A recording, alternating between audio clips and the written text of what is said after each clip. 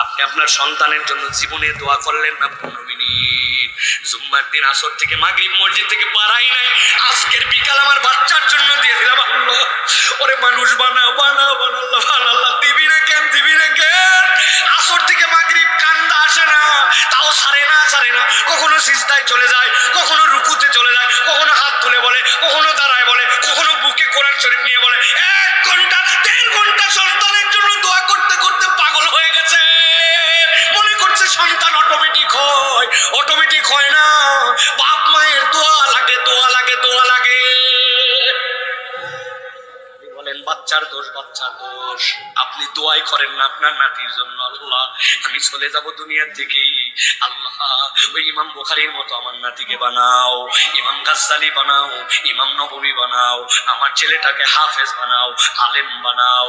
ইব্রাহিম আলাইহিস সালাম 4000 বছর আগে দোয়া করছে, রব্বানা ওয়াবাস ফীহিম রাসূলাম মিনহুম। নবী বলছে 4000 বছর পরে আল্লাহ ইসমাইলের থেকে একটাই নবী দিয়েছে, আমি মুহাম্মদ সাল্লাল্লাহু আলাইহি ওয়াসাল্লাম। আমার দাদার দোয়ার ফসল। সুবহানাল্লাহ।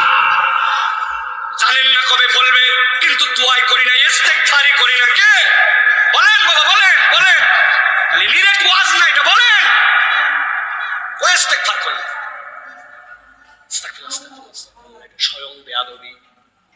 নবীজি 70 বারের উপরে ইস্তেগফার করলো, আর আমি মনে করলাম আমার গুনাহ খাতাই নাই বোধহয়, আমার হাতে টাইম নাই, I have not enough time. বাপরে, চায়ের দোকানে বসে মোবাইলের দিকে তাকায়া, ওই টিভির দিকে তাকায়, সময় তার শেষই হয় না, স্ক্রল করে করে করে। বল বেটা বল, জীবনে কোনোদিন শেষ পাইছিস? এই ঘুতানি,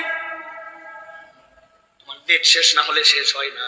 শয়তান তোমার এই ঠেলতে লাগাই দিছে, মুরব্বীকে পর্যন্ত লাগাই দিছে, কিন্তু ওই মুরব্বী একটু ইস্তেগফারের সময় পায় না। আল্লাহর কাছে হিসাব বরাবর করা লাগবে।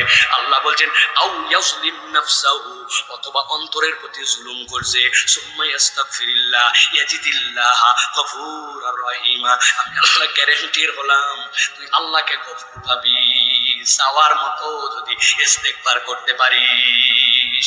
রাজি রাজি? ভক্কর চক্কর ইস্তেগফার, সিজদায় চলে যাব, আল্লাহর কাছে হাত তুলে কায়মনোবাক্যে টাইম বের করে। এটা অপশনাল না, এটাই মেজর, এটাই মেজর, এটাই পাস তো সব পাস, এটাই ফেল তো নির্ঘাত জাহান্নাম। 2 টাকা কম হতে পারে, 2টা লোক কম দাম দিতে পারে, 2-1 তো খারাপ খাই থাকতে পারি, কিন্তু 1 সেকেন্ড জাহান্নামে থাকতে পারবো না। মেয়েদের সালাতে টাকনু ঢেকে রাখা কি জরুরি? কাপড় ঠিক করতে বা রুকু দিতে গিয়ে যদি টাকনু মাঝে মাঝে বের হয়ে যায়, তাহলে কি সালাত ভেঙে যাবে? প্রিয় বোনেরা, আমরা যারা সালাত আদায় করি, মেয়েদের এই মাসালাটি জেনে রাখা উচিত যে মেয়ে